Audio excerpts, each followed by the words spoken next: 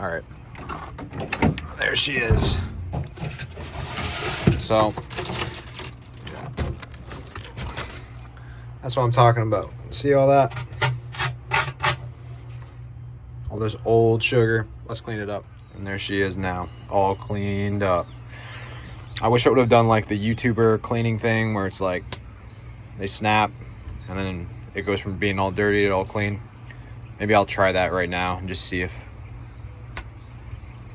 All right, go back to the dirty one and then we'll snap. Let's clean it up.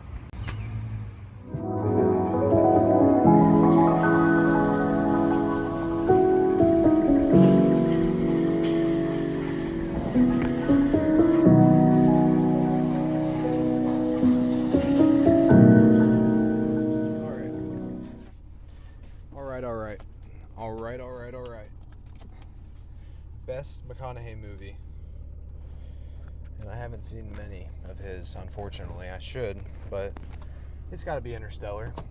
If you're getting anything from this video, if you're going to walk away with anything, walk away with the intention to go see Interstellar. If you have not seen it. And if you have seen it, still go watch it again, because it's worth a rewatch. I'd say if you haven't seen Interstellar in at least a year, you should rewatch it. It's worth it.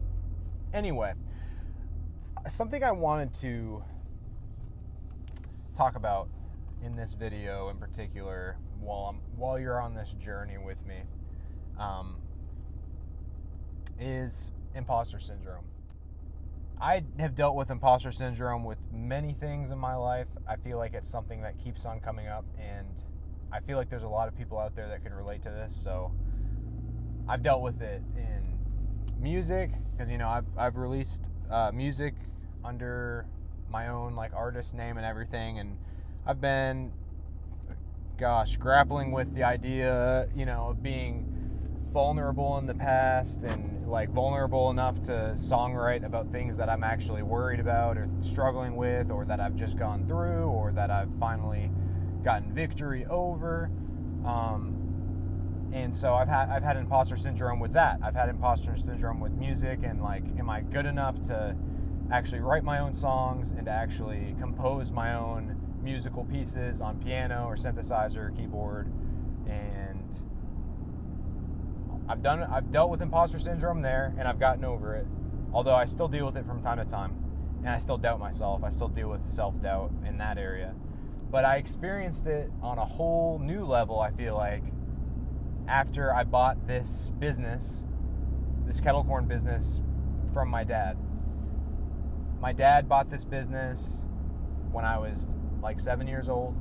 My dad would pay us incredibly well, and we got to spend a lot of time with him while we would work. We would go to these events and we'd spend all day with him. And my dad traveled from time to time, so it was always special for all of us to get together and spend time with one another. And we always had an excuse to do that, because we'd be working together and we'd all be making money together. And like I've said before, sometimes I'd grumble and I'd complain because I was, a kid, and there was different times when I maybe wasn't as enthusiastic about kettle corn, about working it. But looking back on all the memories that I have, I'm just so thankful that my dad had this business, created it, and nurtured it to the point of where it was for me to buy it from him, and just have so many good memories working. My dad was such a good leader and the best boss. All my brothers would tell you, hands down. I'm pretty sure I have 6 brothers. I'm pretty sure every single one of my brothers, all of them, all 6 of them, I'm sure would say my dad was the best boss they ever had. Hands down, easy, for sure. And so when you work for when you have the best boss starting out, that sets a high bar, for your future careers, because it's like, are you going to find someone much better than your dad to work for? And I know everyone doesn't have that same experience. Some family businesses are totally different, and maybe you had a dad that you worked for that, if you're watching this video and you can relate, to working for a family business growing up. Maybe you had a different experience and you're like, no, working for my dad or for my mom was terrible, blah, blah, blah. But I don't have that experience at all. And I just have good memories with this business, working this business. So many laughs with my brothers, so many laughs with my dad. And my mom started working for the business as my younger brothers got older. When they were really young, she would stay home with them and take care of them while we would go out and work events and stuff like that on the weekends. But as they got older, my mom started to get involved. And as I got older into high school years, my dad would let my friends come work with me, and he let me train them on how to do different things. And that was the most fun I've probably ever had working.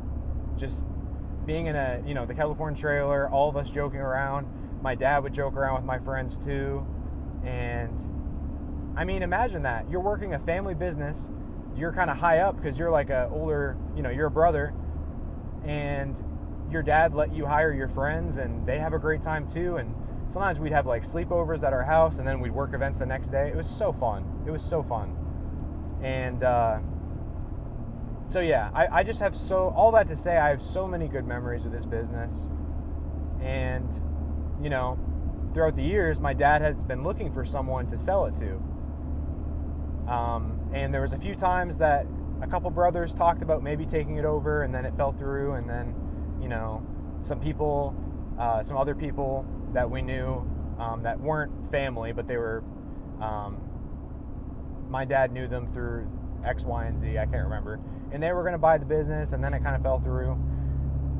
And it kind of got to the point where my dad didn't need the business anymore because it was always a side business for him. And his main job, which he's had a lot of main jobs throughout his life, is a police officer at one point.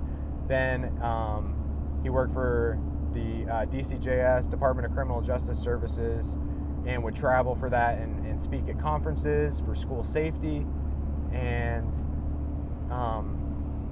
after that, he was a technical trainer for Harris Corporation, and he would instruct police, military, firefighters on how to use these complex radio systems and radio equipment. And even a truck driver for Maverick at one point. He got his CDL truck driving license and did that. My dad's done a lot of stuff, but he's always had this side business, and the family's always been there to help. And it got to the point where, my dad is so successful with his main job, he doesn't need kettle corn anymore, and he's getting to the point where it was more work than what he was getting out of it. He didn't really need it anymore. He didn't need the extra stress. And so no one was taking it over, and he couldn't find anybody to buy it. And it seemed to me that his most likely option was to just let the business die. And I didn't want that. All the good memories that I have working the business, it taught me how to have a good work ethic. It gave me so many memories with my brothers and with my dad. And we have so many stories, and I'll probably tell some on this channel throughout these videos and whatnot. So I had a serious conversation with my wife, and I was like, would you want to buy the kettle corn business? Clark Boy's Kettle Corn, would you want to buy it? And I was kind of nervous. I didn't know what she'd say, but she was liking the idea a lot. She thought that it would be a great investment. She thought it would be just a great investment into our future, that, our kids could work the business too one day, just like I did when I was little. And she had future aspirations of building the business even bigger. And I was like, I do too. I think it could be bigger as well. So time went on, and eventually, boom, after about a year of talking about it, we finally bought the business. My wife and I did in January 2025. And gosh, that's when the imposter syndrome hit, because my dad was like, well, the truck that I'm driving in right now that you've seen in the video, my dad was like, well, you can come over and pick up the truck. And I just started feeling anxious, and my wife Kenzie, she would ask me, like, are you excited about getting the truck and everything and getting the business? And I'd be like, yes, but it's different. It doesn't feel like how I thought it would feel. And, we're driving out to pick up the truck, and it's like, this is my dad's truck. Like, in high school, before I had my license, he dropped me off at school in this truck.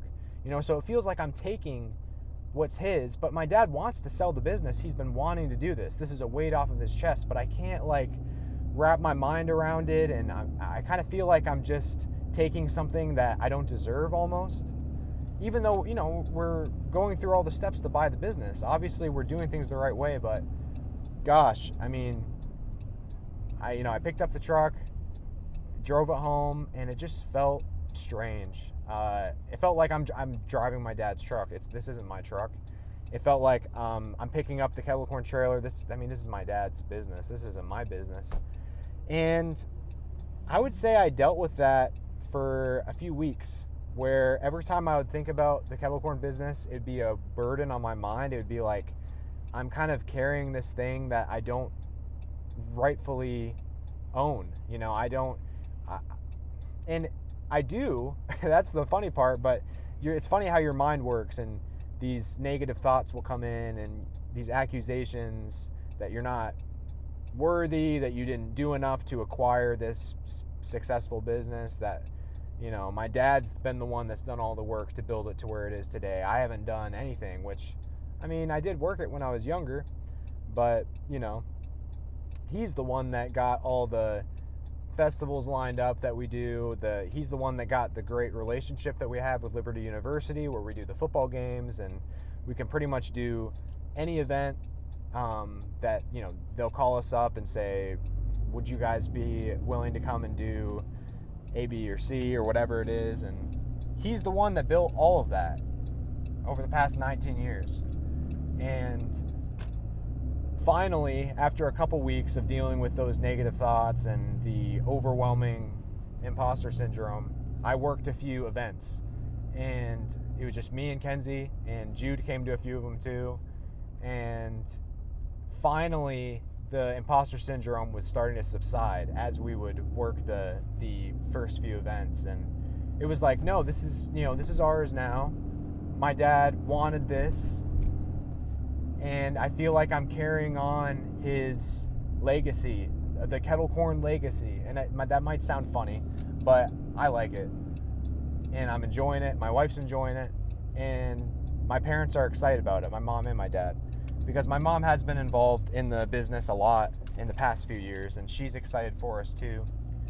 And I think it's just an overall net positive right now. And we're going to face hardships, but I think I've finally gotten over it. Hold on.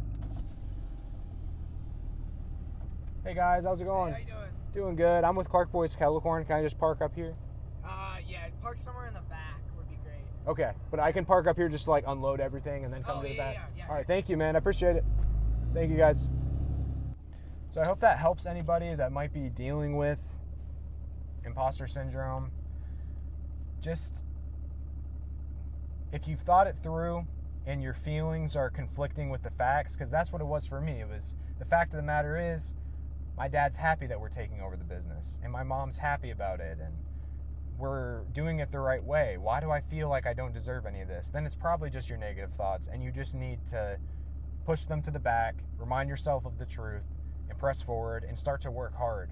Whether it's events, or maybe it's like a landscaping business and you got a bunch of properties and yards to do, just get to work. Because as soon as you start working and you start making money, it'll feel like it's yours. Even though you might not have established it to begin with. In my case, I did not. You're taking it over. You're taking the reins, and you're taking care of a little kingdom in a way. So carry on the legacy. Keep pressing forward and make it happen. Let's go.